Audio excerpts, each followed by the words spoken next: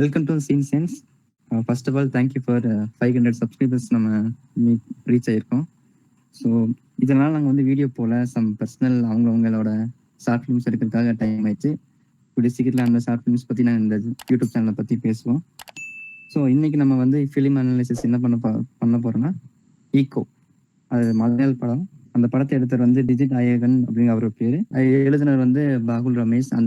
அவரே தான் சினிமாட்டோகிராஃபர் பண்ணியிருக்காரு. ஸோ இந்த படத்தில் இருக்கிற வந்து ரைட்டிங், டைரக்டிங், அப்புறம் சினிமாட்டோகிராஃபி, எடிட்டிங் பற்றி நம்ம இதில் பேசலாம். அதுக்கு முன்னாடி ஃபஸ்ட்டு ஒன்று டிஸ்க்ளைமர் மாதிரி சொல்லியிருக்கேன். இந்த படத்தை பார்த்தா தான் உங்களுக்கு அந்த ஆடியன்ஸ் நீங்கள் பார்க்குறவங்களுக்கு இந்த படம் புரியும். அப்படி இல்லைன்னா இந்த படத்தை ஃபஸ்ட்டு பார்த்து போட்டு இந்த டிஸ்கஷனை வந்து நீங்கள் பாருங்கள். ஸோ நம்ம டிஸ்கஷன் பற்றி நம்ம ஸ்டார்ட் பண்ணிக்கலாம். இந்த படத்தில் வந்து என்ன எனக்கு பிடிச்சதை பற்றி நான் இப்போ பேசுகிறேன். இந்த படத்தில் வந்து எனக்கு ரைட்டிங் எனக்கு ரொம்ப பிடிச்சிருக்கு. ஒரு கேரக்டர், ஒரு மெயினான கேரக்டர், அந்த கேரக்டர் வந்து எப்படி எந்தெந்த இடத்துல வந்து ரிவீல் பண்ணால் ஆடியன்ஸ்க்கு வந்து கனெக்ட் ஆகும், இல்லை அவனை பற்றி பேக் ஸ்டோரி தெரிஞ்ச பின்ன அவனை ரிவீல் பண்ணும்போது எப்படி ஆடியன்ஸ் கனெக்ட் ஆகும், இது ரெண்டுமே எனக்கு இதில் பிடிச்சது. அப்புறம் வந்து இல்லை எடிட்டிங், அப்புறம் சினிமாட்டோகிராஃபி இல்லை மெயின் ரோல். ஏன்னா அந்த சூழலில் வந்து காமிக்கிறதே அந்த சினிமாட்டோகிராஃபர் தான். அதுவும் இல்லாமல் அவர் ரைட்டர் வேற. அந்த எடிட்டிங்கும் எனக்கு ரொம்ப பிடிச்சிருக்கு. இல்லை எடிட்டிங் வந்து நான் லீனியர் பேட்டர்னில் போயிருக்கோம். இதை பற்றி நீ டீட்டெயிலாக வந்து நம்ம பேசலாம். ஸோ ஃபர்ஸ்ட் ஆஃப் ஆல் இந்த டைட்டிலே ஒரு சப்டெக்ஸ்ட் மாதிரி போட்டிருப்பாங்க. அந்த குரோனாலஜிக்கல் ஆஃப் குரியச்சன் அப்படிங்கிற மாதிரி ஒன்று போட்டிருப்பாங்க. ஸோ அந்த குரியச்சன் அப்படிங்கிற அந்த ஒரு கேரக்டரை பேஸ் பண்ணி அவன் யாரு, அவன் என்ன அப்படிங்கிறத பேஸ் பண்ணி தான் இந்த கதை மொத்தமாக டிராவல் ஆகுது. ஸோ எனக்கு இந்த படத்துல ரொம்ப பிடிச்ச விஷயங்கிறத தாண்டி இந்த இம்ப்ரெசிவா இருந்தது எனக்கு இந்த படத்தோட தீம். அதை வந்து இப்போ ஒரு 2 இடத்துல சொல்லியிருப்பாங்க. ஒரு இடத்துல ஒரு குரியச்சனே டைலாகா சொல்லுவாரு. Sometimes protection and restriction both look like a same அப்படிங்கிற ஒரு டேக்லைன் தான் வந்து பார்த்தீங்கன்னா ஒரு இம்பார்ட்டன்டான சீக்வன்ஸ்ல குரியச்சன்கிற அந்த கேரக்டர் வந்து ஒரு கேரக்டர் கிட்ட சொல்லும். ஸோ இந்த படம் அடிநாதமா எடுத்துக்கிட்டதே அதுதான். ஸோ அதை பேஸா வச்சுக்கிட்டு அது மேல ஒவ்வொரு சிங்களா எடுத்து வச்சிருக்காரு ரைட்டர் ராகுல். அவர் வந்து ஸோ அவர் வந்து அவரோட ரைட்டிங் ஸ்டைல் வந்து பார்த்தீங்கன்னா அவர் ஆல்ரெடி பரத்வாஜ் ரங்கன் கிட்ட சொல்லியிருக்காரு. இந்த மாதிரி நான் வந்து ஒரு கல்லை வச்சுட்டு அந்த கல்லில் நின்று தான் அடுத்த கல்லை ரெடி பண்ணுவேன். அதாவது என்னன்னா ஒரு சீக்வன்ஸ் எழுதிடுவாரு, அதை வச்சுக்கிட்டு தான் அடுத்த சீக்வன்ஸ் அவர் எழுதுவாரு அப்படிங்கிற மாதிரி சொல்லியிருக்காரு. ஸோ அவரோட கிட்டத்தட்ட அதை பேஸா வச்சுக்கிட்டு தான் சினிமாட்டோகிராஃபர் அவராக இருக்கிறதுனால அவரோட ரைட்டிங் அந்த பேஸ் லைனை வச்சுக்கிட்டு தான் கிட்டத்தட்ட அந்த ஜியோகிராஃபியவே அந்த director and writer come cinematographer அவங்க கன்ஸ்ட்ரக்ட் பண்ணியிருக்காங்க. ஸோ படத்துல ஒரு கேரக்டரை ப்ரொடெக்ஷன் பண்றாங்க, ஆனா அந்த ப்ரொடெக்ஷனே ரெஸ்ட்ரிக்ஷனா மாறுது அப்படிங்கிறப்போ அந்த கேரக்டர் எப்பவுமே, அதாவது அந்த கேரக்டருக்கு 2 லைஃப் இருக்கு. பிளாஷ்பேக்ல ஒரு லைஃப் இருக்கு, பிரசன்ட்ல ஒரு லைஃப் இருக்கு. அந்த 2 இடத்துலயுமே அந்த கேரக்டர் சொசைட்டியை விட்டு அஹேடா தான் இருக்கும். சொசைட்டியோட நெருக்கமான ஒரு இடத்துல லேண்ட்ஸ்கேப்பா நான் சொல்றேன். லேண்ட்ஸ்கேப்பா அந்த கேரக்டர் வந்து இருக்கவே இருக்காது. எப்பவுமே அந்த சொசைட்டியால ரீச் பண்ண முடியாத ஒரு இடத்துலதான் அந்த ப்ரெசென்ட்லயும் சரி பாஸ்ட்லயும் சரி அந்த கேரக்டரை வந்து பிளேஸ் பண்ணியிருப்பாங்க. அந்த ஜியோகிராஃபியா அதை எக்ஸ்பிளைன் பண்ண விதமும் வந்து பாத்தீங்கன்னா நமக்கு ரொம்ப இம்ப்ரெசிவா இருந்தது. ஓகே, ஒரு மெட்டஃபரிக்கலா அதை கன்ஸ்ட்ரக்ட் பண்ண விதமும் அந்த மாதிரி அது ரொம்ப நல்லா இருக்கும். இந்த தின் லைனை வச்சுக்கிட்டு அவர் வந்து பார்த்தோன்னா என்ன சொல்றது, அந்த அதாவது தின் லைன்னா இந்த தீம் இருக்குது. இந்த தீம் மேல ஒரு கேரக்டர் வைக்கிறாரு.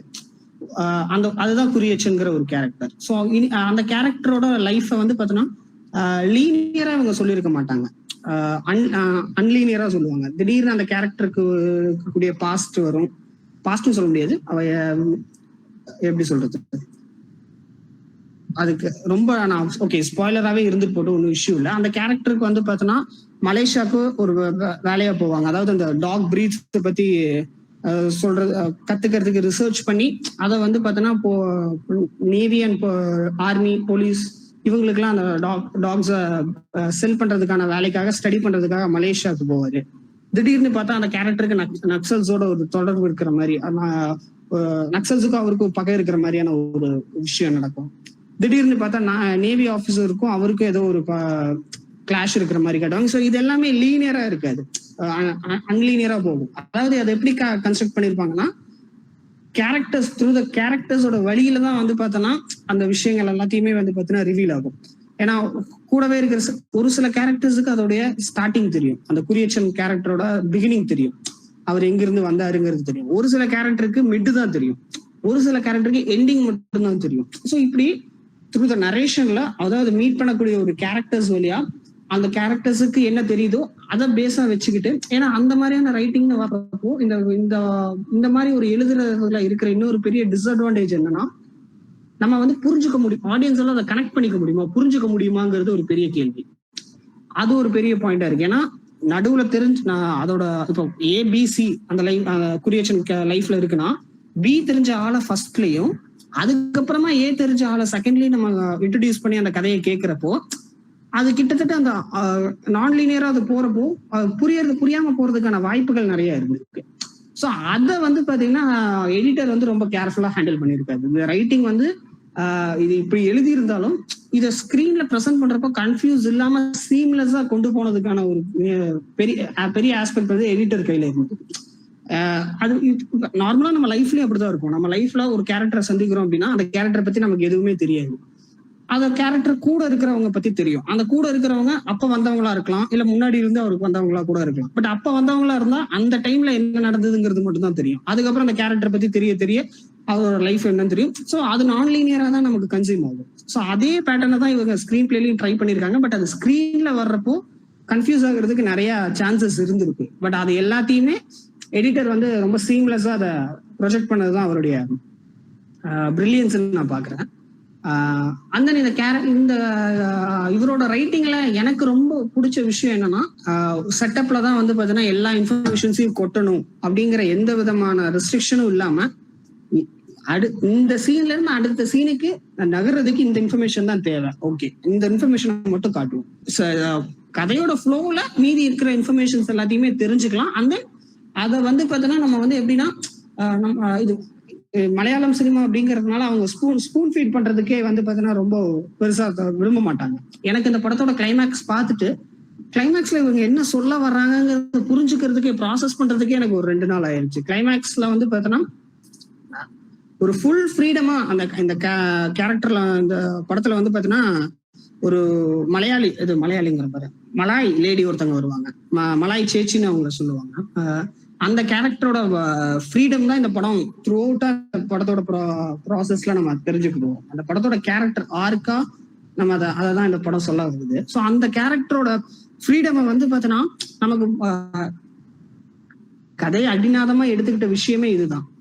அந்த விஷயத்த ரொம்ப மூஞ்சில் அடிச்ச மாதிரி சொல்லாம, இப்ப நானா இருந்திருந்தேன்னா மூஞ்சில் அடிச்ச மாதிரி சொல்லி இருந்திருப்பேன். காரணம் அது போய் ஒரு ரெஜிஸ்டர் ஆகணும், புரியணுங்கிற ஒரு விஷயம் இருக்கு. பட் அதை பத்திலாம் எதுவுமே கவலைப்படாம புரிஞ்சா புரிஞ்சுக்கோ, புரியலன்னா ஒன்றும் இஷ்யூ இல்லை அப்படிங்கிற அந்த ஒரு கால் எடுத்தது வந்து பாத்தீங்கன்னா எனக்கு இந்த ரைட்டிங்ல இருக்கிற இன்னொரு பெரிய பிரில்லியன்ஸ் நான் சொல்லுவேன். ஏன்னா அந்த காலை நம்ம எடுக்கிறதுக்கு இன்னும் தமிழ் சினிமாக்கு எவ்வளவு நாள் ஆகும்னு நமக்கு தெரியல. பட் ஆனா அதை வந்து இவங்க வந்து ரொம்ப எஃபர்ட்லெஸ்ஸா அதை பண்ணிட்டு போறது வந்து பாத்தீங்கன்னா எனக்கு இந்த கதையில வந்து இருக்கிற ரைட்டிங்ல இருக்கிற அதாவது கான்பிடன்ஸ், அவங்க அந்த ரைட்டர் அந்த ஆடியன்ஸ் மேல வச்சிருக்கிற கான்பிடன்ஸ், இது போதும் இது புரியும் அப்படிங்கிற அந்த ரைட்டருக்கு இருந்த தன்னோட ஆடியன்ஸ் மேல இருந்த கான்பிடன்ஸ் தான் அங்க தெரியுது எனக்கு. ஸோ அந்த கேரக்டரோட ஃபுல் நான் யாரோட கண்ட்ரோல்லையும் இல்லை, நான் என்னோட ஓன் செல்ஃப்ல இருக்கேன் அப்படிங்கறத அந்த கேரக்டர் ரொம்ப நாளாவே அப்படிதான் இருக்கு. பட் ஆடியன்ஸ்க்கு நமக்கு வந்து பாத்தீங்கன்னா கிளைமேக்ஸ்ல தான் நமக்கு அது தெரிய வருது. ஸோ இன் டேர்ம்ஸ் ஆஃப் இது அந்த கேரக்டரோட ஆர்க்கு தான் எங்கிருந்து ஸ்டார்ட் ஆகி வருதுங்கிறது ஒரு ஆர்க்கு. நமக்கு ஆஸ் அன் ஆடியன்ஸாவும் நமக்கு ஓகே இது எல்லாத்தையும் ஃபேஸ் பண்ணிட்டு இந்த இடத்துல இவ வந்திருக்காங்கிறத ஒரு விஷயமா ரொம்ப அழகா அதை படத்துல காமிச்சிருப்பாங்க. ஸோ எனக்கு இந்த விஷயங்கள்ல இந்த லேண்ட்ஸ்கேப் அவங்க காமிச்ச விதம், அதான் அந்த ரெண்டு போர்ஷன் வருது இந்த மலாய் லேடியோட லைஃப்ல, அதை ரெண்டுமே அவங்க காமிச்ச விதம் இருக்கு வந்து எனக்கு ஆஸ் அ ரைட்டரே சினிமாட்டோகிராஃபரா இருக்கிறதுனால அது ரொம்ப அழகா அவரால் அதை உள்வாங்கி அதை எடிட் பண்ணியிருக்காரு. எடிட்னு சொல்லிட்டேன், விஷுவலைஸ் பண்ணியிருக்காரு. ஸோ அதை தாண்டி இந்த படத்துல வர்ற பெர்ஃபார்மன்ஸா எனக்கு பார்த்தோன்னா எனக்கு பெர்ஃபார்மன்ஸை பத்தி பெருசா பேசுறதுக்கான எந்த இதுவும் இல்லை. அவங்களோட ரோல்ஸ் ரொம்ப அழகாவே இது பண்ணியிருக்காங்க. பட் ஆனா எனக்கு இந்த படத்துல பெர்ஃபார்மன்ஸ், சினிமாட்டோகிராஃபி இதெல்லாத்தையும் தாண்டி என்ன ரொம்ப இம்ப்ரெஸ் பண்ண விஷயம் வந்து இந்த படம் எடுத்துக்கிட்ட தீம், அதை பேஸா வச்சுக்கிட்டு எழுதின ரைட்டிங், அதுக்கு சப்போர்ட்டிவா இருந்த எடிட்டிங் அண்ட் சினிமோட்டோகிராஃபி, இந்த 4 விஷயம் தான் என்ன இந்த படத்துல ரொம்ப இம்ப்ரெஸ் பண்ண ஒரு விஷயம். அந்த அந்த த்ரில்லர் சென்ஸ், அந்த எடிட்டிங்ல வந்து பாத்தீங்கன்னா அந்த த்ரில் மோட வந்து பாத்தீங்கன்னா சீம்லெஸ். அதாவது இந்த படத்துல வர்ற இன்னொரு பெரிய இஷ்யூ என்னன்னா, வந்திருக்க வேண்டிய விஷயம் என்னன்னா, புரியாம போறதுக்கு வாய்ப்பு நிறைய இருந்திருக்கு. அந்த இதுல நிறைய டிராமாஸ் இருந்திருக்கு. அந்த திக் மூமெண்ட்ஸ்ங்கிறது இந்த படத்துல கிடையவே கிடையாது. இப்போ இந்த ரேக்க சரித்திரால இருக்கிற அளவுக்கான ஒரு திக் மூமெண்ட்ஸ் வந்து பாத்தீங்கன்னா அதுவும் ஒரு மலையாள படம் தான். அது பார்க்கலன்னா போய் பாருங்க, அதுவும் நல்ல ஒரு இன்ட்ரெஸ்டிங்கான ஃபிலிம். அந்த படத்தோட கம்பேர் பண்றப்ப இந்த படத்துல இருக்கிற அந்த திக் மூமெண்ட்ஸ் வந்து பாத்தீங்கன்னா ரொம்ப சட்டிலா தான் அதை பிளே பண்ணியிருப்பாங்க. ஸோ அந்த அது எவ்வளவு சட்டிலா இருந்தாலும் நமக்கு வந்து பாத்தீங்கன்னா அந்த அடுத்து என்ன நடக்க போகுதுங்கிற அந்த கியூரியாசிட்டியே வந்து பாத்தீங்கன்னா மொத்தமா உடச்சு விடாம அதை மெயின்டைன் பண்றது ரொம்ப முக்கியம் த்ரில்லர் ஃபிலிம்ஸ்ல. ஸோ அதை வந்து எடிட்டர் வந்து இந்த படத்துல ரொம்ப அழகாவே அதை பண்ணியிருக்காரு. ஸோ நான் வந்து எக்கோ வந்து பரத்வாஜ் ரங்கன் அண்ட் பமீஷோட இன்டர்வியூ அப்புறமா தான் பார்த்தேன். ஸோ அதுலேயே நிறைய ஸ்பாய்லர்ஸ் இருந்தது அந்த இன்டர்வியூவில். So I think one of the reasons I might have not enjoyed this movie is because அந்த இன்டர்வியூ பார்த்துட்டு வந்தேன். ஆனால் some of the things that caught my attention was the way the writer had mentioned. அவங்க வந்து story எழுதும் போது அவங்களுக்கு ending தெரியாது. அவங்க அப்படியே சீனாக எழுதுவாங்க. லைக் ஒன் சீன் ஸ்டார்ட் பண்ணுவாங்க and then he will and the scene in the second scene he'll just like write one scene at a time, so without knowing the whole structure. That was very unique, either for me way of writing story, and I can never imagine somebody writing a story like that without knowing the end, but it is possible. And of course nariya people have really enjoyed his way of storytelling, and it will go from one direction to another altogether completely different direction. So other I think it's because of the way he's writing his story. Second one, the world he takes us into, be it in Kishkindakanam or this one, அது ரொம்ப யூனிக்கா, ரொம்ப டிஃப்ரெண்டா, ரொம்ப ரிஃப்ரெஷிங்கா இருக்கு. So in this one the whole animal and the dog breed ஓட the emphasis on it and the way they show the whole danger, அதெல்லாம் ரொம்ப ரொம்ப ரியலா இருந்தது. So definitely he takes us into a different world and very makes us என்ன சொல்றது completely into that world and relate, though நாங்க வந்து we've never been in that, stepped into that kind of environment, ஆனாலும் we can feel it. We can when he says restriction and என்ன சொல்றது control both looks the same, whatever the theme is, we can feel the theme, we know, we understand the theme in our life, and the when we go into that world it is totally believable. So that I like. Cinematography is really good. And in the main character for a very long time he's like a third man. Harry Lime pannittu the third man la eppadi we'll discuss about a person, but we haven't seen it. So romba build up irundhathu and the character pati. But I was a little bit disappointed by the casting. That guy who actually did the role of that I forget the name, Santosh ungalku theriyum. I mean, you just mentioned his name, I forgot. Kurian Chetan or whatever. So அவங்க வந்து அவங்களோட build up ரொம்ப ரொம்ப ரொம்ப he's like this, he's like that அப்படி இருந்தது. This guy is a theater guy, of course. He's a very well-known Bollywood actor. And he's an amazing actor. But I just felt that the way they had described him and the imagination we had, and then இது காமிக்கும் போது அது எனக்கு set ஆகல. Maybe it worked for others. First ஃப்ரேம்லேயே அதாவது இனிஷியலாக படம் ஆரம்பிக்கும் போது it starts with single shot மாதிரி தான் ஆரம்பிக்கும். அதில் ஃபஸ்ட்டு வந்து யூ வில் சி ஒரு பர்டிகுலர் ஒரு ஸ்டேட்மெண்ட் மாதிரி ஒன்று காமிச்சு தான் இதுதான் முதல்ல வரும். ஸோ என்ன போட்டிருக்கோன்னா the journey not the destination அப்படின்னு அதில் போட்டிருக்கோம். This actually sums up the movie. இந்த படத்தில் நமக்கு புரிஞ்சுது புரியல, நமக்கு ஒரு மெசேஜ் வந்து ரீச் ஆச்சு ரீச் ஆகல, இல்லை நமக்கு ஒரு டெஸ்டினேஷனாக அந்த எண்டில் ஒரு என்ன சொல்கிறது ஒரு சாட்டிஸ்ஃபேக்டராக நமக்கு பதில் வந்துச்சா வரலையா அப்படின்றதெல்லாம் விட it's the journey but not the destination. So என்னன்னா பட் இந்த ஹோல் ஜேர்னியை எங்கேயாச்சும் ஒரு இடத்துல இல்லை அட்லீஸ்ட் த ஹோல் இதுலேயாவே வந்து you would have enjoyed. So the way cinematography was designed and writer and cinematographer ரெண்டு பேருமே ஒன்று. ஸோ அவங்க அவர் வந்து எப்படி இதை வந்து எழுதினாரோ எப்படி இதை விஷுவலைஸ் பண்ணாரோ அதை காமிச்ச விதத்தில் நம்மளை இது ஒரு ஜேர்னியில் கூப்பிட்டு போயிருக்கும். It's like we travelled there, we were with the dogs, அந்த மலை பகுதியில, அந்த இடத்துல நம்ம அப்படியே ஒரு என்னால ஆக்சுவலி படம் பார்க்கும்போது சின்னதா லைட்டா ஒரு குளிர கூட ஃபீல் பண்ண முடிஞ்சது. So that's what the director or the writer or the cinematographer intendedன்னு நினைக்கிறேன். which is the journey but not the destination. So அதுதான் matters. So the journey matter. அந்த ஜேர்னி நல்லா இருந்தது. அதுதான் எனக்கு மெயினா பட்டுச்சு. அண்ட் ஆக்சுவலா இதுல இன்னொரு இன்ஃபர்மேஷன் நான் என்ன சொல்லணும்னு நினைக்கிறேன்னா, திஸ் ரமேஷ் ரைட்டர் இருக்கார் இல்லையா? ஸோ டிஜித்தன் அத்தாயன்றதான் அவரோட ஒரிஜினல் நேம். அந்த நேம் அவர் வந்து டைரக்டர். ஸோ ரமேஷ்ன்றவர் வந்து ரைட்டர் அண்ட் சினிமாட்டோகிராஃபர். ஸோ இந்த ரமேஷ் வந்துட்டு ஹி ஹஸ் டன் இனிஷியலாக அவர் வந்து ஒரு அனிமல் ட்ரையாலஜி மாதிரி ஒன்று பண்ணியிருக்காரு. This is the third film in the trilogy. First film is Kishkindha Kaandam. Kishkindha Kaandam as Santhosh சொன்ன மாதிரி கிஷ்கிந்தா காண்டம் படம் யாராவது பார்க்கலன்னா போய் பார்த்துருங்க. இன்னுமே ரொம்ப நல்லா இருக்கும் அந்த படம். அந்த படத்துலையும் வந்துட்டு ஒரு மங்கிய சென்ட்ரல் கேரக்டரா இதில் பிளேஸ் பண்ணியிருப்பாங்க. பிளாட்லேயே அது ரொம்ப இம்பார்ட்டண்ட்டான ஒரு கேரக்டராக இருக்கும். அதுக்கு அடுத்து கேரளா கிரைம் ஃபைல்ஸ்ன்னு சொல்லி ஒரு வெப் சீரிஸ் இருக்குது. அதில் சீசன் 2 வந்துட்டு ரமேஷ் தான் ஃபுல்லாக எழுதியிருக்காரு. ஸோ அது வந்து இந்த ஒரிஜினல் கேரளா கிரைம்ஸை பற்றின இருக்கிற ஸ்டோரிஸ், பேப்பரில் அந்த ஸ்டோரிஸ்லாம் எடுத்து அதை வந்து அவங்க டைரக்ட் பண்ணி அதை வந்து பண்ணியிருக்காங்க. ஸோ அதில் இந்த சீசன் 2 வந்து it's all cases which is linked to an animal, any animal. So அதுதான் வந்து ரமேஷ் கொடுத்து எழுத சொல்லியிருக்காங்க. So he did that one as the second one.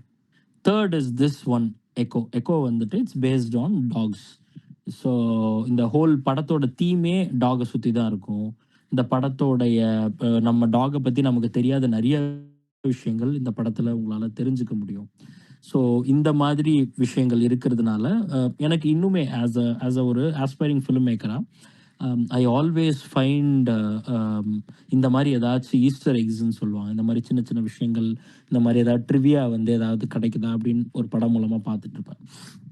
So அந்த படம் ஃபர்ஸ்ட் எனக்கு எக்ஸ்பீரியன்ஸாக என்னை என்டர்டெயின் பண்ணணும், என்னை என்கேஜ் பண்ணணும், விச் எக்கோ டிட் ஆக்சுவலாக. அதை தாண்டியுமே இவ்வளோ இன்சைட் இன்ஃபர்மேஷன்ஸ் இருக்கும் போது அது எனக்கு இன்னுமே வந்து என்ன இன்ட்ரெஸ்டிங் ஆகுது இந்த மாதிரி பண்ணும்போது. So if you guys who are listening உங்களுக்கும் அதே மாதிரி தான் இருந்துச்சு அப்படின்னா இந்த அனிமல் ட்ரையாலஜியில் இருக்கிற 3த்தையுமே போய் பார்த்துருங்க. கிஷ்கிந்தா காண்டம் நான் பார்த்துட்டேன், எனக்கு ரொம்ப பிடிச்சிருந்துச்சு. எக்கோ நான் பார்த்துட்டு எனக்கு ரொம்ப பிடிச்சிருந்துச்சு. அந்த கேரளா கிரைம் ஃபைல்ஸ் நான் பார்க்கல. I need to see it. So நீங்கள் யாராவது பார்த்துருந்தீங்கன்னா you can relate the writing between this. மூணாவதா, ஸோ ஃபர்ஸ்ட் 2 பாயிண்ட் இதை பற்றினது. மூணாவது பாயிண்ட் நான் என்ன சொல்ல விரும்புகிறேன்னா, it's actually a negative. I will just expand or extend what Rabia would have said. Rabia என்ன சொன்னாங்களோ அதை அப்படியே நான் வந்து எக்ஸ்பேண்ட் பண்ண ட்ரை பண்ணுறேன். விச் இஸ் அந்த குரியச்சன் என்ற அந்த கேரக்டருக்கு ரைஸ் பண்ணப்பட்ட பில்டப் இருக்கு இல்லையா? யூஸ்வலாக this happens the other way. Buildup அந்த அளவுக்கு இருக்காது, பட் கேரக்டரோ காஸ்டிங்கோ ரொம்ப சூப்பராக இருக்கும். ஆனால் திஸ் ஹேப்பன் ஹியர் அப்படியே அதர்வேவா நடந்துருச்சு. அந்த குரியேஷனுக்கு கொடுக்கப்பட்ட பில்டப்ஸ் எல்லாமே நான் என்ன மாதிரி ஒரு ஆளை மைண்டில் வச்சுருந்தேன்னா, நல்ல ஒரு ப்ராப்பர் ஒரு மலையாளி, அவருக்கு அந்த காட்டை பற்றி எல்லாமே தெரியும்னு அவரை பார்த்தாலே நமக்கு புரிஞ்சிடணும். The way he walks, the way he talks, the way he turns. இந்த மாதிரி ஒரு காஸ்டிங்காக இருந்தால் தான் அந்த குரியேஷன்றது ஒர்க் ஆகும் அப்படின்றது தான் எனக்கு தோணுச்சு.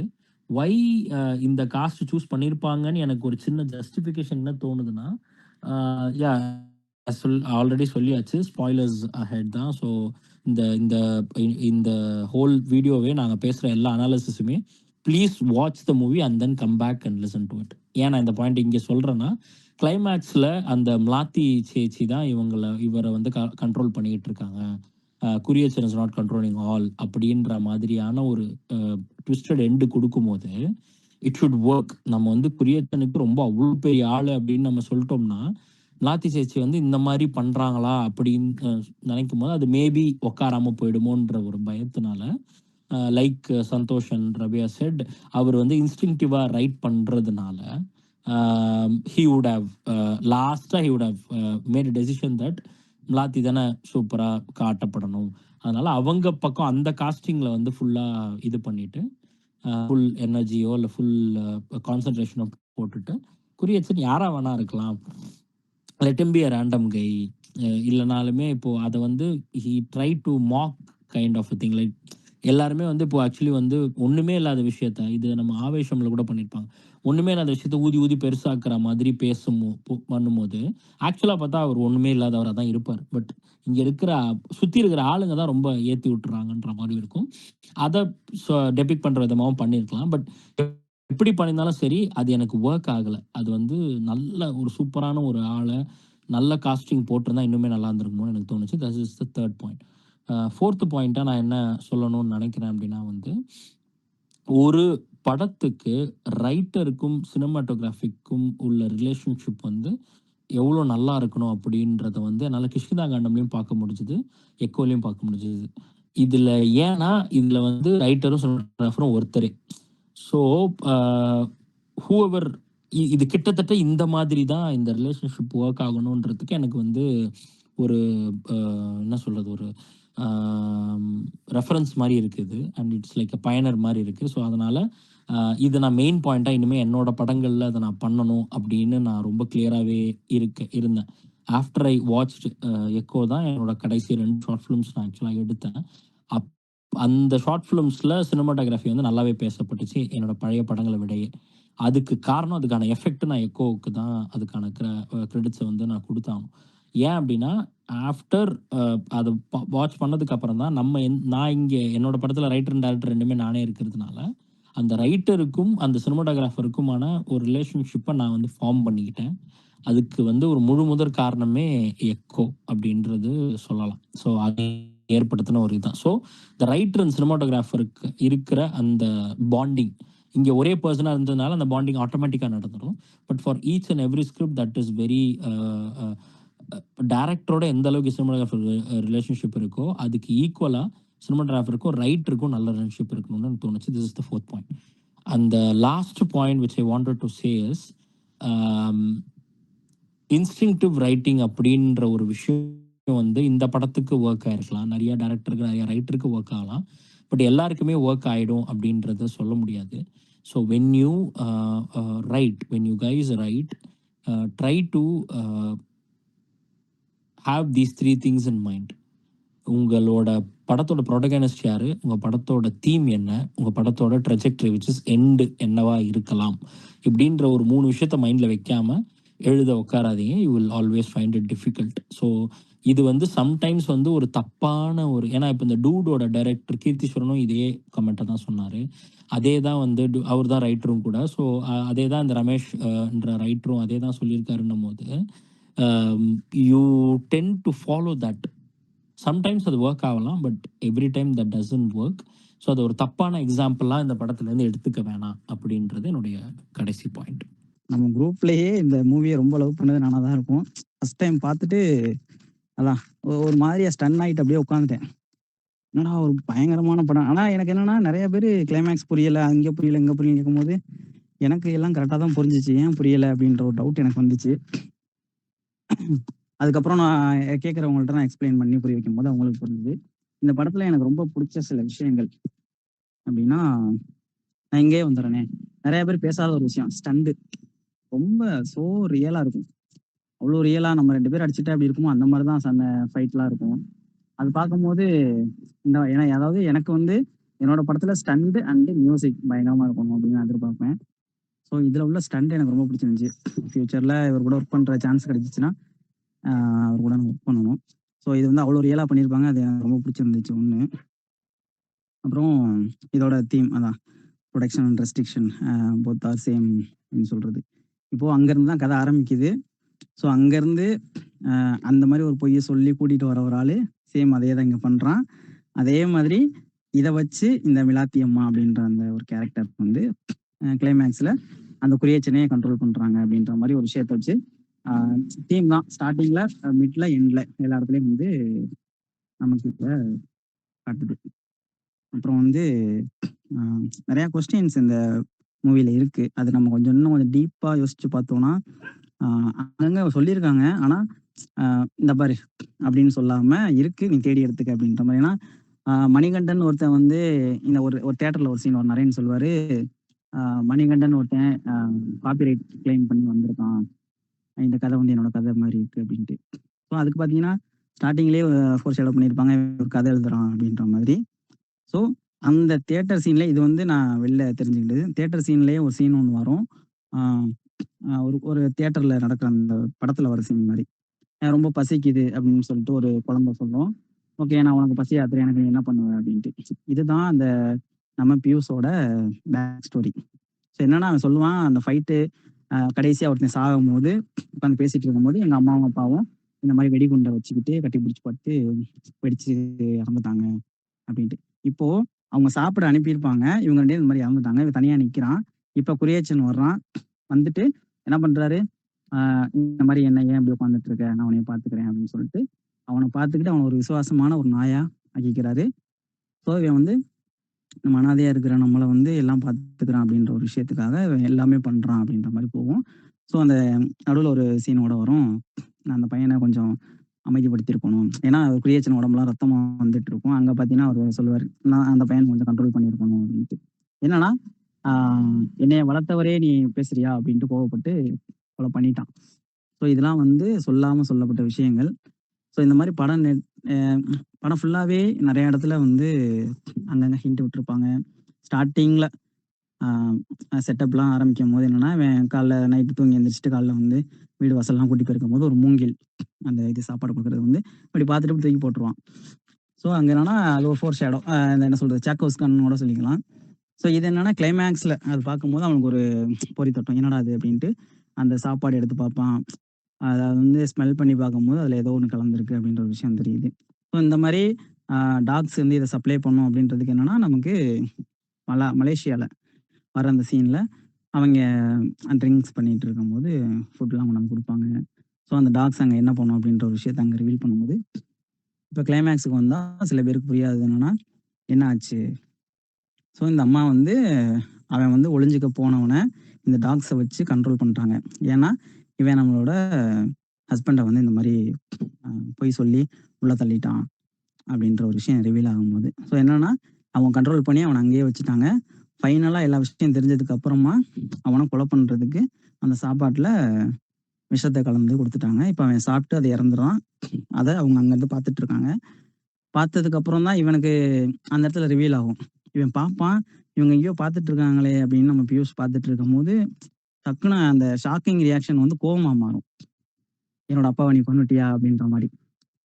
ஸோ வந்து இங்க இருந்து நான் புரிஞ்சுக்கிட்டது என்னன்னா ஓகே இவங்க கொன்னுட்டாங்க அப்படின்ற மாதிரி. அதே மாதிரி நரேனும் பின்னாடி சொல்லிட்டே வந்துட்டு இருப்பாரு நமக்கான ஆன்சர் அங்கே வீட்டிலேயே இருக்குது அப்படின்னு சொல்லும் போது எனக்கு என்ன புரிஞ்சிச்சுன்னா ஓகே இந்த அம்மா தான் டாக்ஸை வந்து கண்ட்ரோல் பண்ண ஆரம்பிச்சுட்டாங்க. ஏன்னா இந்த அம்மாவுக்கு வந்து மலேசியா மந்திர தந்திரங்கள்லாம் தெரியும். அந்த மாதிரி நிறைய விஷயங்கள் ஸ்டார்டிங்லேருந்தே ஒரு 2-3 இடத்துல சொல்லுவாங்க உங்களுக்கு மலேசியாவோட மந்திரங்கள்லாம் தெரியுமாமே அப்படின்ற மாதிரிலாம் நிறைய விஷயத்துல பேசிட்டு இருக்கும்போது அதை வச்சு இவங்க கண்ட்ரோல் பண்ணிக்கிட்டாங்க அப்படின்ற மாதிரி நிறைய விஷயங்கள். அதே மாதிரி ஸ்டார்டிங்கில் மலேசியாவில் சொல்லுவாங்க. அந்த மலேசியாவில் இருக்கும்போது இந்த டாக்ஸ் வந்து அவங்களோட கண்ணை வச்சே கண்டுபிடிக்கும் நல்லவனா கெட்டவனான்ட்டு. அந்த மாதிரி நம்ம பியூஸ் வந்து ஸ்டார்டிங்கில் வரும்போது வீடு வாசல்லாம் கூட்டிகிட்டு இருக்கும்போது டாக்ஸ் எல்லாம் அப்படி தடை கொடுப்பான். அதுவும் பக்கத்தில் வந்து நிற்கும். இவன் அந்த போலீஸ் கூட சண்டை போட்டுட்டு இந்த மிலாத்தி அம்மாவுக்கு வந்து இவன் வந்து வில்லன் அப்படின்னு தெரிஞ்சதுக்கு அப்புறமா அவன் அதே மாதிரி குளிச்சுட்டு இந்த ட்ரெஸ்லாம் மாற்றிட்டு வருவான். டாக்ஸை தொட போவான். அந்த டாக் வந்து கண்டுக்காம அவன் வந்து போயிடும். அவன் நினைப்பா என்னடா அது அப்படின்ட்டு. ஸோ அங்கே என்னன்னா ஓகே நீ கெட்டவன் அப்படின்றது டாக் வந்து புரிஞ்சுக்கிச்சு அப்படின்ட்டு டைரக்டா சொல்லாம நிறைய விஷயங்கள் வந்து ஒரு ரைட்டர் வந்து நிறைய கன்வே பண்ணியிருக்காரு. ஸோ ஒரு ரைட்டரே டிஓபியாக மாறினதுனாலே மொத்தம்ல அவர் இமேஜின் பண்ண அந்த வேர்ல்டு அவ்வளோ அழகா காமிச்சிட்டாரு. அருண் ப்ரோ சொன்ன மாதிரி அந்த குரியேச்சன் வந்து அந்த பிளட்டோட வர இடத்துலலாம் எனக்குலாம் அந்த அந்த ஒரு ஃபீல் வந்துச்சு. அங்கேருந்து அந்த ஜில்லுன்னு காத்தடிக்கும் போது அந்த வர அந்த ஃபீல் அதெல்லாம் ரொம்ப அழகாகவே காமிச்சிருந்தாங்க. அப்புறம் வந்து வேற என்ன இந்த படத்தில் வந்து சில விஷயங்கள்லாம் நம்ம டே டு லைஃப்ல பார்க்குறது என்னன்னா துரோகம் இருக்கு. இவன் வந்து அந்த பியூஸே துரோகம் தான் பண்ணியிருப்பான். அவன் குரியேச்சனும் பண்ணியிருப்பாரு. லவ் இருக்கு. அந்த மலேசியாவில் வர்ற அந்த லவ் அதே மாதிரி இந்த மிலாத்தி அம்மாவுக்கும் இந்த பியூஸுக்குமே ஒரு லவ் தான் இருக்கும். அவங்க ரொம்ப அன்பா இருப்பாங்க. ஏன்னா அந்த இடத்துல உன் புருஷனை வந்து நாங்கள் தான் உள்ள தள்ளணும் அப்படின்னு வந்து பாப்பச்சாவா அவர் வந்து சொல்லும் போது இவங்க அழுவாங்க. ஆனா பியூஸ் வந்து கெட்டவன்னு சொல்லும் போது தான் ஷாக் ஆவாங்க. ஸோ பார்த்தீங்கன்னா ஐயோ நான் இவனை இவ்வளோ நம்புறேனே அப்படின்ற மாதிரி ரியாக்ஷன் கொடுக்கும்போது அந்த இடத்துல அவங்க எவ்வளோ நம்பியிருப்பாங்க அந்த லவ் அப்படின்றத நல்லா ஃபீல் பண்ண முடிஞ்சிச்சு. லஸ்ட் இருக்கு. லஸ்ட் வேணுமா லஸ்ட் இருக்கு. இவங்க 2 பேரும் சேர்ந்து தான் ஷேர் பண்ணிக்கலாம் எல்லாத்தையுமாவே அப்படின்னு சொல்லி தான் மலேசியாவில் அந்த மாதிரி ஒரு ட்ராமா பண்ணியிருப்பாங்க. பில்டப் பில்டப் வேணுமா? பில்டப் இருக்கு. நம்ம குரியச்சனுக்கு கொடுத்த பில்டப்லாம் பயங்கரமான, எங்கள் கேஜிஎஃப்ல நமக்கு ராக்கி பாய் கொடுத்த ஒரு பில்டப் தான் கொடுத்துருப்பாங்க. ஸோ கேஸ்டிங்குமே இன்னும் கொஞ்சம் நல்லா பண்ணியிருந்துருக்கலாம் தான் எனக்கும் ஒரு ஃபீல் இருந்துச்சு. ஆனால் ஓகே, ஃபஸ்ட் டைம் பார்க்கும்போது அக்செப்ட் பண்ணிக்க முடியல. கொஞ்ச நேரம் கழிச்சு கதையோடு நம்ம ட்ராவல் பண்ணும்போது சரி யாராக இருந்தால் என்ன, நம்ம இந்த குரியச்சன்ற கேரக்டர் மட்டும் பார்ப்போம் அப்படின்ற மாதிரி நான் போயிட்டேன். ஸோ வந்து எனக்கு அது பெருசாக அவ்வளோ போக போக இம்பேக்ட் பண்ணலை. ஐயோ வேற ஆளை போட்டிருக்கலாமான்ட்டு. அப்புறம் சஸ்பென்ஸ் இருக்குது. ஏன்னா படம் ஃபுல்லாகவே சஸ்பென்ஸ் தான் வச்சுருப்பாங்க. ஃபர்ஸ்ட் ஹாஃபில் ஃபுல்லாக நிறையா முடிச்சுகள் போட்டிருப்பாங்க. செகண்ட் ஹாஃபில் கொஞ்சம் கொஞ்சமாக ரிவீல் பண்ணுவாங்க. இந்த அம்மாவுக்கு இவன் மேலே டவுட் இருக்குது, இவன் யார், அந்த மாதிரி இவன் இந்த லெட்டர் போடுறது இப்படின்னு ஒன்றா ரிவீல் பண்ணிகிட்டே போகும்போது அது எனக்கு ரொம்ப பிடிச்சிருந்துச்சு. பர்பஸ்ஃபுல்லாக கிளைமேக்ஸில் பார்த்து இது இப்படி தான், இது இப்படி தான், இது இப்படி தான் கடைசியாக சொல்லாமல் கதை போகிற போக்கில் ஒன்றா ரிவீல் பண்ணது எனக்கு இந்த படத்தில் ரொம்ப பிடிச்சிருந்துச்சு. ஸோ ஃபைனலாக மியூசிக் வந்து எனக்கு இந்த படத்தில் வந்து மைண்டில் ரிப்பீட்டடாக ஓடிட்டு இருக்க மியூசிக் இல்லாட்டியும் எனக்கு இந்த படத்தில் மியூசிக் வந்து ரொம்ப எலவேட் பண்ணுச்சு. ஒவ்வொரு சீன்ஸையும் ரொம்ப எனக்கு வந்து இந்த படத்தில் மியூசிக் ரொம்ப ஹைலைட்டாகவும் பட்டுச்சு. ஒவ்வொரு சீன் பார்க்கும் போதும் அந்த சீனுக்குள்ளேயே நான் இருந்தேன். அது எனக்கு ஒரு ஹை ஃபீல் கொடுத்துச்சு. நேற்று பார்த்த படம் மாதிரி இல்லாமல் ஒவ்வொரு சீனுக்குமே அந்த மியூசிக் ரொம்ப பெரிய வேலை பார்த்துச்சு. ஸோ இந்த படத்தில் எல்லாமே பெர்ஃபெக்டாக இருந்துச்சு. ரைட்டிங்லேருந்து, மேக்கிங்லேருந்து, டிஓபி, மியூசிக், ஸ்டண்ட்டு, ஆக்டிங் எல்லாமே ரொம்ப பெர்ஃபெக்டாக இருந்துச்சு. ஸோ அதனால் இந்த படத்தை வந்து நான் ஸ்டேட்டஸ்லேயே போட்டிருந்தேன், சினிமேட்டிக் மாஸ்டர் பீஸ் அப்படின்ட்டு. ஸோ ஸ்டில் எனக்கு இந்த படம் வந்து ஒரு 4-5 தடவைக்கு மேலே பார்த்துருப்பேன். ஸ்டில் அந்த ஃபீல் தான் கொடுக்குது. ஒரு செம்மையான மூவி. பார்க்காதவங்க கண்டிப்பாக பாருங்கள். நான் வந்து அருண் கிட்ட தான் I wanted to ask main 2 first one வந்து நீங்க சொன்னீங்களே அந்த காஸ்டிங் வந்து அவங்க வந்து maybe they must have kept it. ஏன்னா அவ்வளோ பெரிய ஆள் வேண்டாம், கொஞ்சம் யூனோ அவ்வளோ பில்டப் கொடுத்துட்டு கொஞ்சம் சுமாராக தான் வைக்கலாம்னு. அது அப்படின்னா யூனோ இது முதலையும் வந்திருக்கு. But what we have to realise is this actor is a very good அவங்களோட பாடி ஆஃப் ஒர்க் ரொம்ப நல்லா இருக்கு. The actor who played that ரோல்ல இதுக்கு வந்து அவங்க கொஞ்சம் ஆன்டி காஸ்டிங் மாதிரி ட்ரை பண்ணாங்க, சூட் ஆகல. ஏன்னா because the buildup was like a strong இது பர்சன்.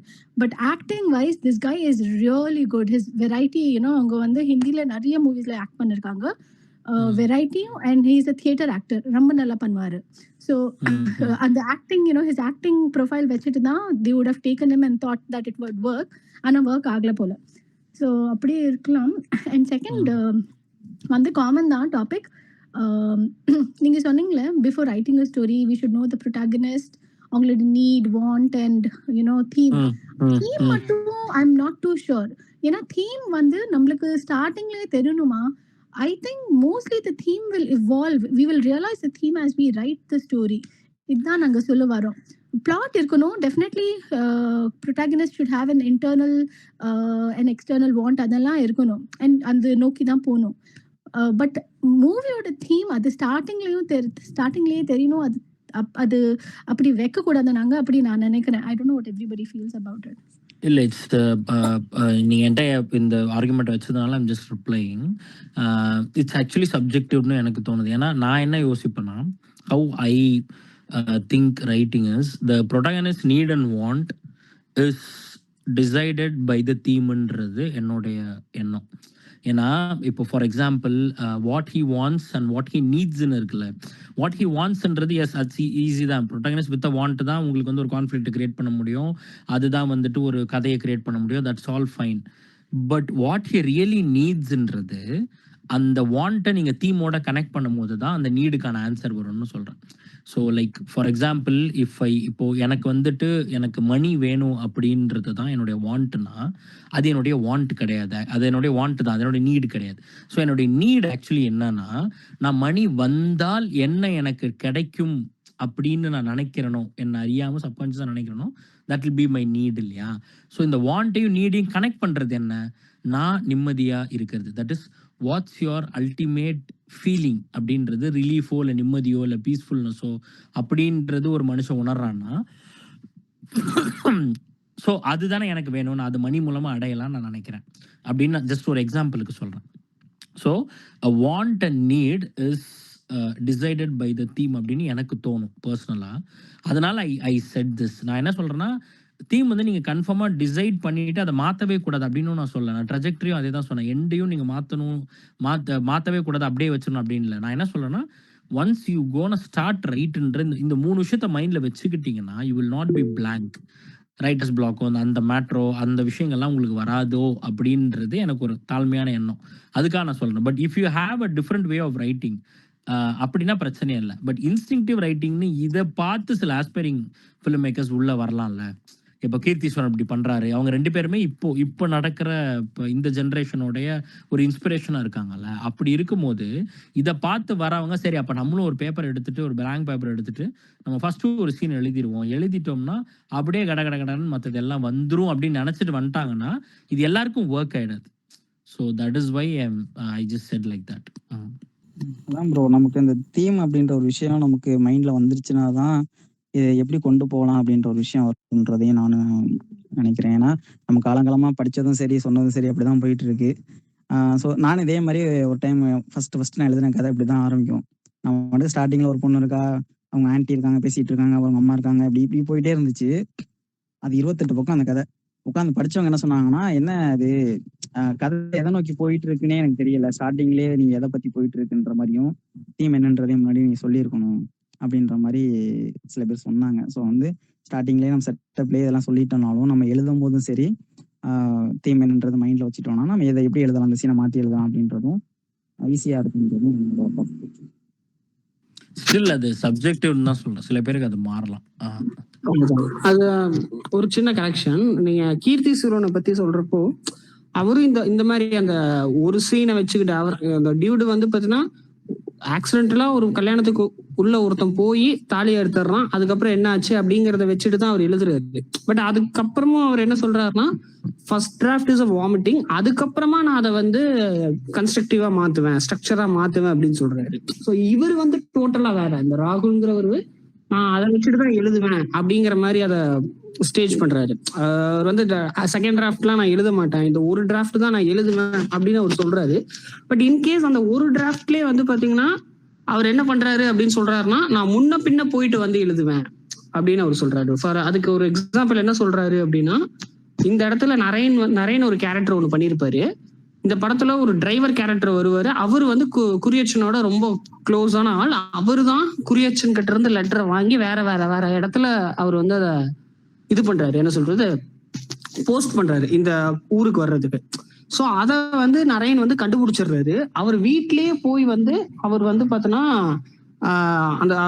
அந்த டிரைவர் அடிக்கிறப்போ அவர் ஃபேமிலி வந்து ஒரு மாதிரி ஹர்ட் ஆகுறாங்க அப்படின்னு காட்டணும். அப்படிங்கிறப்போ அந்த ஃபேமிலியில ஒரு 2 பேர் இருக்காங்க, ஒரு டாட்டர் அண்ட் ஒய்ஃப் இருக்காங்க. ஸோ எனக்கு வந்து அந்த இடத்துல ஒரு ஃப்ரெஷ் கேரக்டரை காட்டுறதுக்கு முன்னாடி படத்திலேயே இருந்த யாராவது ஏதோ ஒரு கேரக்டரை காட்டினா நல்லா இருக்கும்னு தோணுனதுக்கு அப்புறம், அதாவது இது இங்கிருந்து எழுதி அந்த இடத்துக்கு போயிட்டாரு.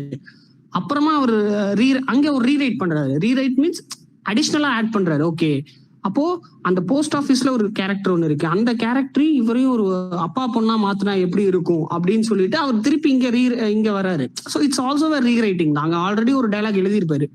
அவங்க 2 பேருமே வந்து பார்த்தீங்கன்னா ஃபாதர் அண்ட் டாட்டர் இல்லாம ஒரு வேர்ஷன் ஒன்று எழுதியிருப்பாரு. அதை முடிச்சுட்டு இங்க வர்றப்ப அங்க ஒரு ரீரைட் ஆகுது.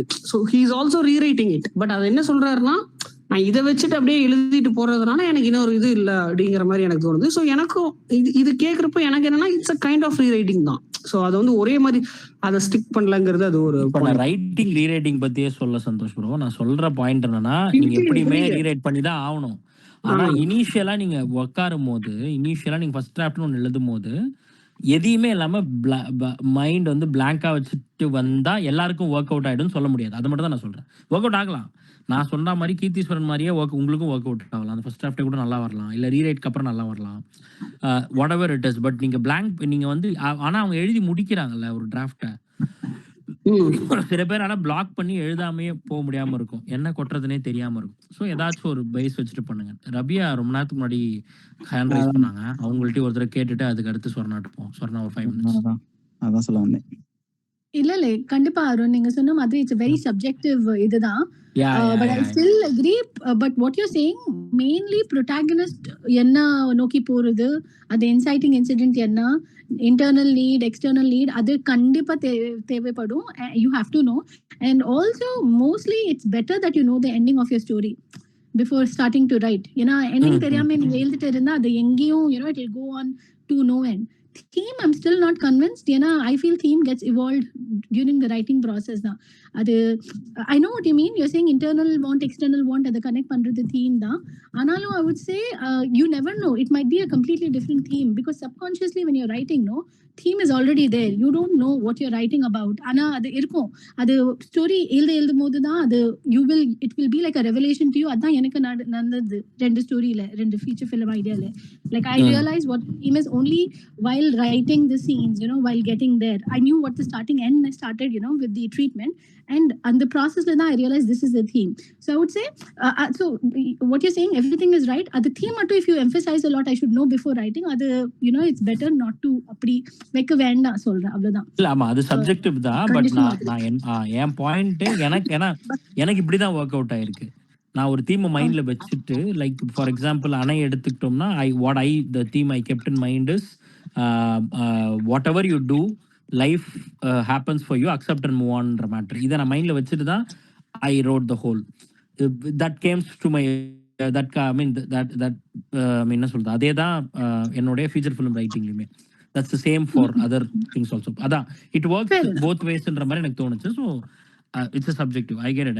But I can clearly understand your point. Yeah, but definitely what you're saying, protagonist would need, want, அதெல்லாம் definitely தேவைதான். Good. புரியுது. சொன்னா நீங்க ஏதோ கை தூக்குறீங்க. ஆமா ப்ரோ, என்னன்னா இப்ப நான் சொன்ன தீம் நினைச்சு அதாவது மைண்ட்ல வச்சுக்கிட்டு தான் எழுத ஆரம்பிக்கணும்ட்டு. ஆனா எனக்கு நடந்தது எல்லாமே அப்படி இல்ல. ராபியா சொன்ன மாதிரி தான் நடந்துச்சு. அந்த 28 பக்கம் ஒரு கதை எழுதுனேன்னு சொன்னேன். அது ஸ்டார்டிங்ல இந்த சீன் இப்படி போயிட்டு இருந்துச்சு. எனக்கு வந்து அதை எழுதி முடிக்க வரைக்குமே எனக்கு அதுல டீம் ஒண்ணு வைக்கணும் அப்படின்ற ஐடியாவே கிடையாது. 27.75 லாஸ்ட் ஒரு 3 லைன்ல தான் ஆட்டோமேட்டிக்கா ஒரு தீம் வந்து செட் ஆச்சு. நான் அதை தீம் வந்து இந்த இடத்துல எழுதணும் அப்படின்ற மைண்டே இல்லாம தான் எழுதிட்டு இருந்தேன். அது மட்டும் எழுதிட்டே இருந்தேன். கிளைமேக்ஸ்ல லாஸ்ட் 3 லைன்ல தீம் ஆட்டோமேட்டிக்கா வந்துச்சு. அதே மாதிரி கரெக்டான பிளாட் பாயிண்ட்ஸ், அந்த தீம் இதெல்லாம் வச்சு நான் ஏதாச்சும் டெவலப் பண்ண நினைச்சேன்னா ரொம்ப ஸ்டக் ஆகிக்கிறேன். ஒரு 2-3 லைனுக்கு மேல எழுத முடியல. நான் பாட்டுக்கு ஒரு பேப்பரையும் பேனா எடுத்து வச்சு ரைட் பண்ண ஆரம்பிச்சேன்னா அது பாட்டுக்கு வந்துருது. அது எழுதும் போது இவங்க சொல்ற மாதிரி போற போக்குலயே இது இங்க கொண்டு போகலாம், இதுல இதை சொல்லலாம் அப்படின்றது. இது வரைக்கும் ஒரு 3 கதை எழுதியிருக்கேன். அந்த 3 கதையிலுமே எனக்கு இப்படிதான் ஆயிருக்கு. இப்போ லாஸ்டா ஒண்ணு மட்டும் ஓகே இதை வச்சு எழுதலாம் அப்படின்னு ஒண்ணு யோசிக்கும் போது, சரி ஓகே அதுல என்னெல்லாம் ஆட் பண்ணலாம், அதுல போக சரி ஓகே இதுல வந்து தீம்ல என்ன சொல்ல வர, ஏதாச்சும் மெசேஜ் சொல்லலாமா அப்படின்னு யோசிக்கும் போது கடைசியாகவும் அது கிளைமேக்ஸ் கிட்ட எனக்கு வருது. ஸோ என்னன்னா நான் என்னதான் அதை அப்படி சொன்னாலும் எனக்கு ஒர்க் ஆனது என்னன்னா ஸ்டார்டிங்ல சும்மா எழுத ஆரம்பிக்கும்போது ஆட்டோமேட்டிக்கா அதே எனக்கு வந்துருக்கு. ஸோ ராபியா சொன்ன மாதிரி ஸ்டில் அதை தான் நான் சொல்றேன், இட்ஸ் சப்ஜெக்டிவ்னு சொல்றேன். ஸோ உங்களுக்கு இப்படி இருக்கலாம், ரபியாக்கு இந்த மாதிரி இருக்கலாம், எனக்கு இந்த மாதிரி இருக்கலாம். இது எல்லாமே வந்துட்டு it's not about I am right you are ராங்ன்றதே இல்லை. Everything is kind of right way தான். It differs from person to person. But நான் ஆக்சுவலி நான் சொல்ல வந்த பாயிண்ட்டு இதுதான். அதாவது பிளாங்க் பேஜில் இன்ஸ்ட்ரக்டிவ் ரைட்டிங் இருந்தாலே போதும்னு உட்காந்து நீங்கள் பிளாக்குக்கு போகாமல் இருக்கிறதுக்கு ஒரு டெம்பரவரியாக இந்த 3 விஷயங்கள் மைண்டில் வச்சுட்டு then you start writing which will not hinder your writing process. இது வந்து உங்களை பிளாக் பண்ண வைக்காது.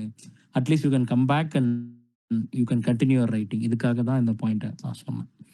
ஸோ இன்னும் எனக்கு தெரிஞ்சு 12 minutes இருக்குது. ஸோ கடைசியாக முகமது ப்ரோ, நீங்கள் வேறு யாருக்கும் எதுவுமே சொல்கிறதுக்கு இல்லைன்னா முகமது ப்ரோ வந்துட்டு முடிவுரையை வழங்குவார். எனக்கு ஒரு சில இது மட்டும் இருக்கு ப்ரோ. இந்த படத்துல சில சீன்ஸ் எல்லாம் ரொம்ப நேச்சுரலா நம்ம பக்கத்துல இருந்து பாக்குற மாதிரியே இருந்துச்சு. அந்த சீன்ஸ் மட்டும் என்னன்னு நான் சொல்லிக்கிறேன். என்னன்னா குரியச்சன் வந்து உன் ஹஸ்பண்டை வந்து இது மாதிரி மாட்டி விட்டது நாங்க தான் அப்படின்னு சொல்ற அந்த மொமெண்ட் வந்து பக்கத்துல இருந்து நான் அவர் பக்கத்துல இருந்து கேமராமேன் தானா அப்படின்ற மாதிரி ஒரு ஃபீல் ஒன்று கொடுத்துச்சு. அதே மாதிரி குரியச்சன் வந்து பிளட்டோட ஒரு வீட்டுக்கு வரும்போது அந்த வீட்டுக்குள்ள அந்த ரிவீல் ஆகிற அந்த மொமெண்ட், கிளைமேக்ஸ், இது 3மே ஸோ நேச்சுரலா பக்கத்துல இருந்து பார்த்த மாதிரி மேக்கிங்காகவே நல்லா பண்ணியிருந்தாங்க அப்படின்ற ஒரு ஃபீல் எனக்கு கொடுத்துச்சு. ஸோ படம் ஃபுல்லாகவே அப்படி தான் இருந்துச்சுன்னு வச்சுக்கோமே. ஆனால் இந்த 3 சீன் மட்டும் எனக்கு பர்டிகுலராக ரொம்ப ஃபேவரட்டாக இருந்துச்சு, ரொம்ப ரியலிஸ்டிக்காக இருந்ததுனால.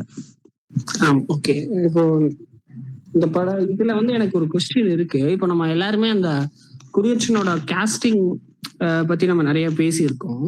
ஸோ இப்போ இங்க டீம்ல இருக்கிறவங்களுக்கும் நான் இந்த கொஸ்டினை கேட்கறேன், இல்லை ஆடியன்ஸுக்கும் நான் சேர்த்து தான் இந்த கொஸ்டினை கேட்கறேன். இப்போ இந்த காஸ்டிங் இல்லாம வேற காஸ்டிங் யாராச்சும் இந்த மலையாளம் ஆக்டர்ஸ்ல யாராச்சும் இதை பண்ணியிருந்தாங்கன்னா இது இன்னும் பெட்டரா இருந்திருக்கும் முடியும் அப்படிங்கிற காஸ்டிங் உங்களுக்கு ஏதாச்சும் மைண்ட்ல இருந்ததுன்னா நீங்க ஷேர் பண்ணலாம். இல்லைன்னா நீங்க வியூவர்ஸ் வந்து கமெண்ட்ஸ்ல கூட இதை பத்தி நீங்க போடலாம். இந்த கேரக்டருக்கு வந்து இந்த ஆக்டர் இதை எடுத்து பண்ணியிருந்தாருன்னா இன்னும் கொஞ்சம் பெட்டரா இருந்திருக்கும், ஆமா இது வந்து கொஞ்சம் இதாக தான் இருந்திருக்கு அப்படிங்கிற மாதிரி நிறைய ஃபீல் பண்றவங்க.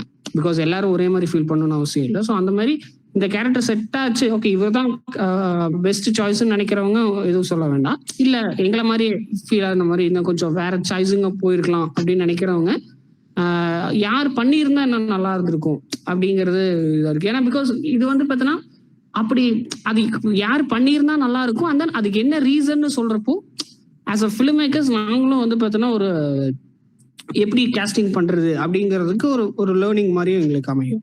ஸோ ஃபர்ஸ்ட் குரூப்ல இருந்தே போறேன். இல்லைங்கிற பட்சத்துல நம்ம எனக்கு வந்து கொரியேஷன் கேரக்டர்ல வந்து ஆள் மாத்தணும்னு எனக்கு தோணவில்லை. எனக்கு பில்டப் நம்ம ஒன்று நினைச்சிருப்போம், ஓகே பெரிய ஆளாக தான் இருப்பான்னு பார்க்கும்போது டக்குன்னு வேற ஆள் காமிக்கும், நமக்கு கொஞ்சம் டிசப்பாயின்மெண்ட் தான் இருந்துச்சு ஃபர்ஸ்ட் டைம். எனக்கு மெயினாக மாற்றணும், எனக்கு அவ்வளோ பெரிய இதுவாக எனக்கு ட்ராபேக் எனக்கு தெரியல. எனக்கு அந்த மலாத்தி கேரக்டர் தான் வந்து எனக்கு ஒருவேளை இவங்க கோவைசல்லா அந்த செம்பி படத்தில் பண்ணாங்களே அந்த மாதிரி அந்த கேரக்டரை நான் அதில் ரிலேட் பண்ணிக்கிட்டேன். இவங்க வந்து கோவைசல்லா தான் நான் ரிலேட் பண்ணிட்டேன். ஏன்னா அவங்களோட அந்த ஃபேஸ் கட்டெல்லாம் அப்படித்தான், கோவைசல்லாவோட ஃபேஸ் கட்டெல்லாம் அப்பப்போ வந்து சில ஷார்ட்ல அவங்கள மாதிரி தான் தெரியும் எனக்கு. ரொம்ப அப்பப்போ வந்து கோவைசல்லா வந்துட்டு போயிட்டு இருந்தாங்க அந்த சீன்ல மட்டும். நம்ம கோவைசல்லா மலாத்தியா மாத்தணும். அவங்க ஆக்சுவலா மலேசியால ஒரு லேடியவே பிடிச்சிருக்காங்க. பண்றாங்கன்னு சொல்றாரு. அது சில இடங்கள்ல எனக்கு கோவைசல்லா எனக்கு ரிலேட் ஆகுதுன்னு சொல்றேன். நம்ம பண்ண வச்சிருக்கவே முடியாதுல்ல, எப்படின்னாலும் மலேசியால தானே பண்ண வச்சிருக்க முடியும். கரெக்ட் தான், புரியுது அந்த பாயிண்ட். பட் இப்ப சந்தோஷ் ப்ரோ சொன்னதுக்கு எனக்கு என்ன தோணுச்சுன்னா, எனக்கு பிஜு மேனன் தான் தோணுச்சு. ஐயப்பனம் கோஷ்யூம்ல இதுவா வந்திருப்பார்ல, ஸோ அந்த பிஜு மேனன் தான் எனக்கு ஆக்சுவலா தோணுச்சு. ஏன்னா அவருடைய ஃப்ளோ வந்து இந்த படத்துக்கு நல்லா இருந்திருக்குமோ அப்படின்ற மாதிரி எனக்கு தோணுச்சு. ஏன்னா அவரோட பெர்ஃபார்மன்ஸை நான் ஆர்க் அறியாம்னு சொல்லி இன்னொரு படத்துக்கும் நான் பார்த்தேன். அதெல்லாம் இது பண்ணி பார்க்கும்போது, கமெண்ட் பண்ணி பார்க்கும்போது he would have been the correct choice for குரியச்சன் அப்படின்னு எனக்கு தோணுச்சு. You can continue. அதுக்கப்புறம் இன்னொரு பாயிண்ட் சொல்லணும்னு நான் நினைச்சேன், அதுக்கு தான் நான் ஹேண்ட் ரைஸ் பண்ணேன். அதை சொல்லிட்டு நான் அப்படியே ரபியா கிட்ட கொடுத்துட்றேன். ஸோ இதுல அந்த நான் சொல்லணும்னு நினைச்ச போது, இப்போ கார்த்திக் ப்ரோ சொன்னும் போது தான் எனக்கு அந்த பாயிண்ட் ஆக்சுவலி தோணுச்சு. அதனால அந்த பாயிண்ட்டையும் நான் ஆட் பண்ணி சொல்லணும்னு நினைக்கிறேன். இதுல அவருடைய அந்த பியூஸோடைய கேரக்டர், அதாவது இந்த படத்துடைய ப்ரோட்டகனிஸ்டா ஆரம்பிக்குதுல, அந்த கேரக்டர் வந்து ஒரு நாய் மாதிரியே தான் டிசைன் பண்ணியிருப்பாங்க. கேரக்டர் டிசைனிங்ல இட்ஸ் நல்ல ஸ்டடி அது ஆக்சுவலா. ஏன்னா அவர் அந்த மாதிரி தான் இவர் தத்தெடுத்து இப்போ அது பிஹேவ் பண்றதும், அவர் கார்த்திக் ப்ரோ சொல்ற மாதிரி அவர் வந்து அப்படியே ஒரு டாக் மாதிரியே தான் பிஹேவே அவர் பண்ணுவார். அந்த டாக்ஸ் அந்த படத்துல என்னவா இருக்கோ அந்த மாதிரி குரியச்சன் வந்துட்டு இந்த பியூசியும் ஒரு டாக் மாதிரி தான் வளர்த்துருக்காரு அப்படின்றத அந்த டெபிக் பண்ற மாதிரி பண்ணியிருப்பாங்க. Which is also very good in writing, ஒரு நல்ல ரைட்டிங்கான ஒரு எடுத்துக்காட்டு அது. இதோட நான் முடிச்சுக்கிறேன். ரபியாக்கா, நான் எனக்கு வந்து Jojo George I think would have been nice for that role.